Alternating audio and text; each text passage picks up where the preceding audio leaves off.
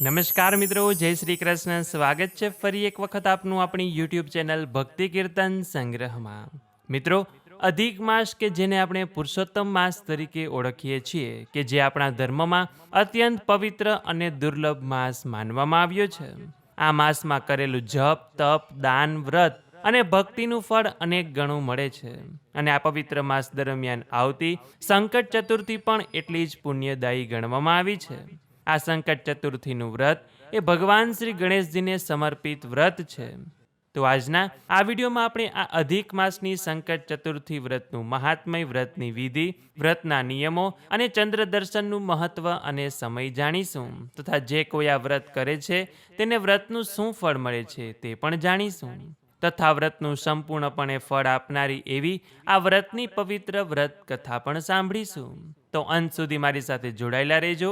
Video પસંદ આવે તો કોમેન્ટ સેક્શનમાં એક વખત જય શ્રી ગણેશ અવશ્ય લખજો. તો આવો હવે આપણે આ વિડીયોની શરૂઆત કરીએ. વક્રતુંડ મહાકાય સૂર્યકોટિ સમપ્રભ નિર્વિઘ્નમ કુરુ મે દેવ સર્વ કાર્યેષુ સર્વદા.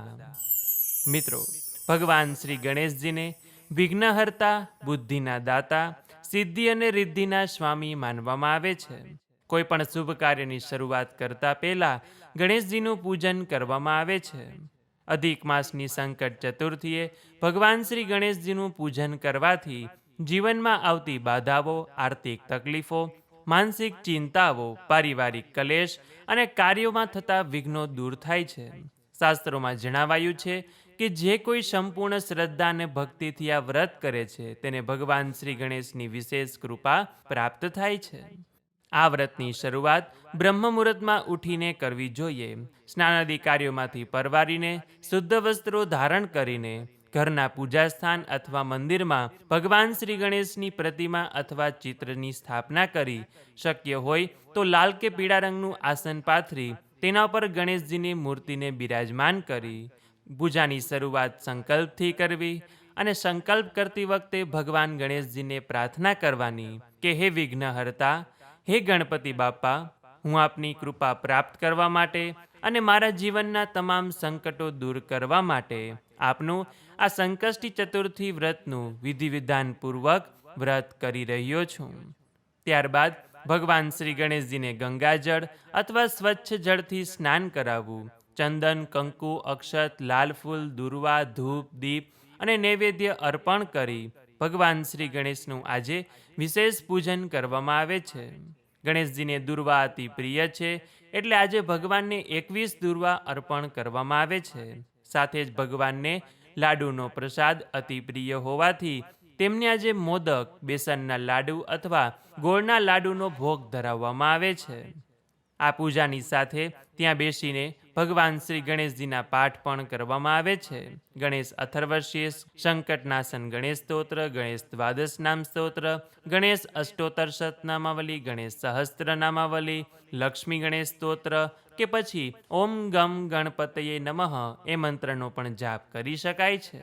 આ દિવસે ઉપવાસ રાખવાનો વિશેષ મહિમા છે. સૂર્યોદયથી લઈને ચંદ્ર દર્શન સુધી નિરાહાર અથવા ફળાહાર કરીને વ્રત કરવામાં આવે છે.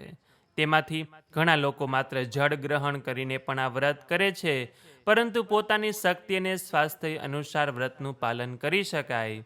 માત્ર જળ લઈને કે ફળાહાર લઈને વ્રત ન થાય તો ફરાળ લઈને પણ આ સંકટ ચોથનું વ્રત કરી શકાય છે. સંકટ ચતુર્થી વ્રતના નિયમોમાં મન, વાણી અને કર્મની પવિત્રતા ખૂબ જ મહત્વની છે. આ દિવસે કોઈની નિંદા ન કરવી, ક્રોધ ન કરવો, અસત્ય ન બોલવું કે કોઈને દુઃખ ન પહોંચાડવું. આજે બ્રહ્મચર્યનું પાલન કરવું, તામસિક આહાર, માંસાહાર, મદિરા કે નશીલા પદાર્થોનું સેવન ન કરવું. દિવસભર જેટલો પણ સમય મળે તેટલો સમય ભગવાન શ્રી ગણેશજીને આપી તેમના નામનું સ્મરણ કરવું. કેમ કે આ વ્રત કરવાથી અનેક લાભો મળે છે. ભગવાન ગણેશની કૃપાથી જીવનમાં વિઘ્નો દૂર થાય છે, અટકેલા કાર્યો પૂર્ણ થાય છે, વ્યવસાય અને નોકરીમાં પ્રગતિ મળે છે, આર્થિક મુશ્કેલી દૂર થાય છે, વિદ્યાર્થીઓની બુદ્ધિ તેજ થાય છે, એકાગ્રતા વધે છે, માનસિક શાંતિ મળે છે, આત્મવિશ્વાસમાં વધારો થાય છે અને પરિવારના સભ્યો વચ્ચે પ્રેમ વધે છે. શાસ્ત્રોમાં તો ત્યાં સુધી લખેલું છે કે સંકટ ચતુર્થીનું વ્રત ખાસ કરીને તે લોકોએ કરવું કે જેઓ વારંવાર મુશ્કેલીનો સામનો કરી રહ્યા હોય, જેમના કાર્યોમાં સતત અવરોધ આવતા હોય અને જે લોકો આર્થિક તકલીફોથી પીડાતા હોય. તેથી આ વ્રત કોઈ પણ સ્ત્રી, પુરુષ, યુવાન, વૃદ્ધ કે પછી બાળક પણ કરી શકે છે. આ સંકટ ચતુર્થી વ્રતનું સંપૂર્ણ ફળ ત્યારે જ મળે છે કે જ્યારે આ વ્રતમાં રાત્રે ચંદ્ર દર્શન કરવામાં આવે. શાસ્ત્રો અનુસાર ચંદ્રોદય થયા પછી ચંદ્રના દર્શન કર્યા વિના આ વ્રતને પૂર્ણ માનવામાં આવતું નથી. એટલે આ વર્ષે 4 જૂન 2024ને ગુરુવારે આ સંકટ ચતુર્થીનું વ્રત આવે છે અને ત્યારે ચંદ્ર દર્શનનો સમય છે રાત્રે 10:36 આ તારીખ અને સમય મુંબઈમાં આવેલ શ્રી સિદ્ધિવિનાયક ગણેશજીના મંદિર પ્રમાણે આપવામાં આવેલી છે. એટલે ચંદ્ર દર્શનનો સમય આપના ગામ અને શહેર પ્રમાણે થોડો ઘણો આગળ પાછળ થઈ શકે છે. એટલે જ્યારે આપના ઘરેથી, આપના આંગણામાંથી, અગાસીમાંથી ચંદ્ર દર્શન થાય ત્યારે સ્વચ્છ પાત્રમાં જળ ભરી તેમાં દૂધ, અક્ષત અને ફૂલ ઉમેરીને ચંદ્રદેવને ત્રાંબાના લોટાથી અર્ધ્ય અર્પણ કરવામાં આવે છે. અર્ધ્ય આપતી વખતે જળની ધાર દ્વારા ચંદ્રના દર્શન કરવા અને ત્યારબાદ ઓમ સોમાય નમઃ અથવા ઓમ ચંદ્રાય નમઃ એ મંત્રનો જાપ કરવો અને ચંદ્રદેવને પ્રાર્થના કરવાની કે તેઓ આપણા મનની ચંચળતા દૂર કરે. કેમ કે ચંદ્ર એ મનના કારક દેવતા છે. મનુષ્યના મનમાં રહેલી ચિંતા, ભય અને અશાંતિને દૂર કરવામાં ચંદ્રની વિશેષ ભૂમિકા હોય છે. એટલે સંકટ ચતુર્થીના દિવસે ચંદ્ર દર્શન કરીને ભગવાન શ્રી ગણેશ અને ચંદ્રદેવની કૃપા મેળવી શકાય છે. અર્ધ્ય અર્પણ કર્યા પછી ભગવાન શ્રી ગણેશજીને મનમાં યાદ કરીને, પ્રાર્થના કરીને, આ વ્રતમાં થયેલી ભૂલચૂકની માફી માગીને ભગવાનને જે પ્રસાદ ધરાવ્યો હોય તે લેવાનો, ઘરે જઈને વડીલોના આશીર્વાદ લઈને સૌ લોકોએ સાથે બેસીને એકટાણું કરવાનું, શક્ય હોય તો સાત્વિક ભોજન લેવાનું અને ઘણા લોકો આ વ્રતમાં ખારું ભોજન એટલે કે નમકવાળું ભોજન લેતા નથી, મોરું ભોજન આ વ્રતમાં કરે છે, તો તે રીતે પણ આપ કરી શકો છો. એટલે આ રીતે સંકટ ચતુર્થી વ્રતનું ફળ અત્યંત દુર્લભ અને કલ્યાણકારી ગણવામાં આવ્યું છે. શાસ્ત્રો કહે છે કે જે કોઈ આ દિવસે શ્રદ્ધાપૂર્વક ઉપવાસ કરે છે, પૂજા, જાપ, દાન, પૂન કરે છે, તેના જન્મ જન્માંતરના પાપો નાશ થઈ જાય છે. ભગવાન શ્રી ગણેશની કૃપાથી સંકટો દૂર થાય અને સર્વે મનોકામના પૂર્ણ થાય છે. ધર્મ, અર્થ, કામ અને મોક્ષ ચારેય પુરુષાર્થોની પ્રાપ્તિ થાય છે. પુરુષોત્તમ માસમાં કરવામાં આવેલ આ વ્રત એ આપણા જીવનમાં સુખ, સમૃદ્ધિ, આરોગ્ય, યશ, કીર્તિ અને સકારાત્મકતા લાવે છે. તેથી દરેક વ્યક્તિએ પોતાની શક્તિ અનુસાર આ પવિત્ર સંકટ ચતુર્થી વ્રતનું પાલન કરીને ભગવાન શ્રી ગણેશની કૃપા પ્રાપ્ત કરવાનો પ્રયત્ન કરવો જોઈએ. તો મિત્રો, આ રીતે સંકષ્ટી ચતુર્થી વ્રતનું મહાત્મય, વ્રતની વિધિ અને વ્રત કરવાથી મળતા ફળ વિશે આપણે વાત કરી. હવે આપણે આ સંકટ ચોથ વ્રતની કથા સાંભળીએ કે જેના વગર આ વ્રત અધૂરું ગણાય છે. તો હવે આપ સૌ લોકો અમારી સાથે આ વ્રત કથાનું શ્રવણ કરજો અને મનમાં ભગવાનના નામનું સ્મરણ કરજો. તો બોલીએ શ્રી ગણપતિ ગજાનન મહારાજ કી જય. અતઃ અધિક માસ સંકષ્ટ ચતુર્થી વ્રત કથા. પ્રાચીન કાળમાં સતયુગમાં ચંદ્રસેન નામે એક રાજા થઈ ગયા. તે રાણી સહિત પોતાના પરિવાર સાથે આનંદપૂર્વક રહેતા હતા. ચંદ્રસેનની પત્ની રાણી રત્નાવલી ઘણી ગુણવાન અને પતિવ્રતા હતી. એક દિવસ પડોશના રાજાએ તેના રાજ્ય ઉપર આક્રમણ કરી તેનું રાજ્ય પડાવી લીધું. આથી રાજા ચંદ્રસેન પોતાની પત્ની રત્નાવલી સાથે રાજ્ય છોડી જંગલમાં ચાલ્યો ગયો. પતિ પત્ની બંને ભૂખ તરસથી પીડાતા જંગલમાં ભટકવા લાગ્યા. ફરતા ફરતા એક દિવસે તેઓ મહર્ષિ માર્કંડેય મુનિના આશ્રમે આવી પહોંચ્યા. તેઓએ મુનિને પ્રણામ કર્યા અને પોતાને આશ્રય આપવા વિનંતી કરી. અહીં ચંદ્રસેન અને તેની પત્ની સુખ શાંતિથી રહેવા લાગ્યા. એક સમય ચંદ્રસેન મુનિ માર્કંડેય પાસે બેસીને પ્રણામ કરીને જણાવ્યું કે મારી આ દશા કયું પાપ કરવાથી થઈ છે તે આપ મને જણાવવા કૃપા કરો. ત્યારે માર્કંડેય મુનિ કહે કે હું તમારા પૂર્વજન્મ વિશે કહું છું તે તમે સાંભળો. તમે રાજા હતા. એકવાર તમે શિકાર કરવા માટે ગાઢ વનમાં ગયા. હરણ, ચિત્તા અને ખરગોશનો શિકાર કરતા કરતા તે વનમાં રાત પડી ગઈ અને અધિક માસની ચોથ આવી ગઈ. તે વનમાં તમે એક સુંદર સરોવર જોયું અને તેને કિનારે લાલ રંગની સાડી પહેરેલ નાગ કન્યાઓને જોઈ. તે બધા ગણેશજીની પૂજા કરી રહ્યા હતા.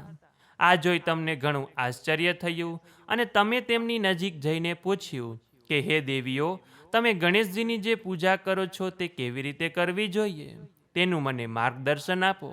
તેમજ આ ગણેશ પૂજનથી શો લાભ થઈ શકે તે પણ જણાવો, કેમ કે હું પણ ગણેશ પૂજન કરવાની ઈચ્છા રાખું છું. આથી નાગકન્યાઓએ કહ્યું કે તમારે ગણેશજીની પૂજા કરવી જોઈએ. આનાથી બધા પ્રકારની સિદ્ધિઓ તમે હાંસલ કરી શકશો. તેમજ હંમેશા શાંતિ, પુષ્ટિ, સુખ, સંતાન તથા ધનની વૃદ્ધિ થતી રહેશે. ત્યારે તમે પૂછ્યું કે હે નાગકન્યાઓ, ગણેશજીની પૂજા કયા મહિનામાં અને કઈ તિથિએ કરવી જોઈએ, તેમાં કઈ વસ્તુનું દાન દેવું જોઈએ, તેની પૂજન વિધિ કેવી રીતે કરવી આદિ સઘળું મને જણાવો. નાગકન્યાએ કહ્યું કે હે રાજન, અધિક માસની કૃષ્ણ પક્ષની ચોથે ચંદ્રોદય થતા વિધિ સહિત વિઘ્ન વિનાયક ગણેશજીનું પૂજન કરવું જોઈએ. પોતાની શક્તિ અનુસાર ભક્તિભાવથી પૂજન કરવું. ગણેશજીને પંચામૃતથી નવડાવી, લાલ પુષ્પ ચડાવી, ગંધ, પુષ્પ, ધૂપ, દીપ, નૈવેદ્ય, દુર્વા, 2 વસ્ત્ર અને સુગંધિત દ્રવ્ય ચડાવવું. ઘી ખાંડના 15 લાડુનો ભોગ ધરાવવા માટે બનાવવાના.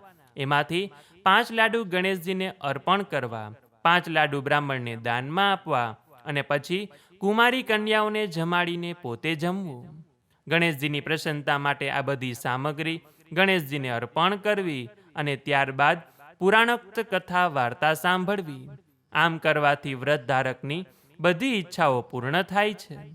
નાગકન્યાઓ પાસેથી ગણેશ પૂજનની વિધિ સાંભળ્યા પછી રાજાએ મનમાં વ્રત અંગેનો સંકલ્પ કરી ચાલ્યા ગયા.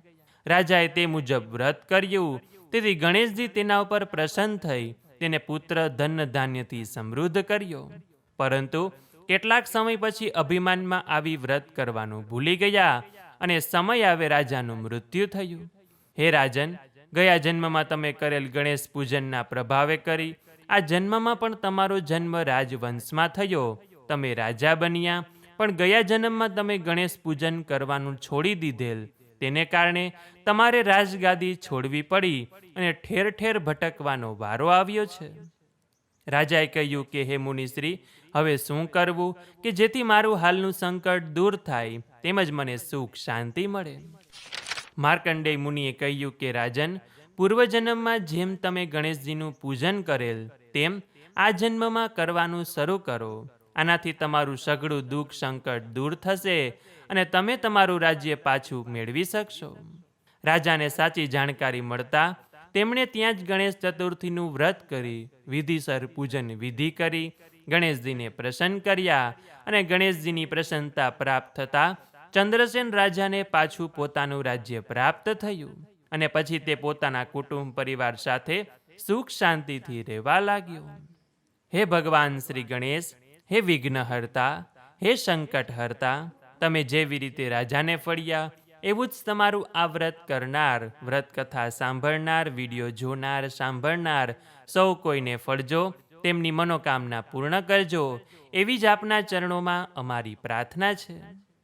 તો બોલીએ શ્રી ગણપતિ ગજાનન મહારાજ કી જય. તો મિત્રો, આજના આ વિડીયોમાં આપણે અધિક માસ જેઠ મહિનાની કૃષ્ણ પક્ષની સંકટ ચતુર્થી વ્રતનો મહિમા, વ્રતની વિધિ અને વ્રતની કથા સાંભળી. આશા છે કે આપ સૌ લોકોએ પણ અમારી સાથે આ વિડીયો જોયો હશે અને સાંભળ્યો હશે. અને આ સિવાય ભગવાન ગણેશના જે પણ કોઈ પાઠ છે તેની લિંક આપને નીચે ડિસ્ક્રિપ્શનમાં પણ મળી જશે, ત્યાંથી પણ આપ સાંભળી શકો છો. તો આ વિડીયો પસંદ આવ્યો હોય તો લાઈક કરી તમારા મિત્રોને મોકલી, અમારી ચેનલમાં નવા હોય તો સબસ્ક્રાઈબ કરવાનું ભૂલતા નહીં કે જેથી આવનાર અવનવા વિડીયો આપ સૌને મળતા રહે.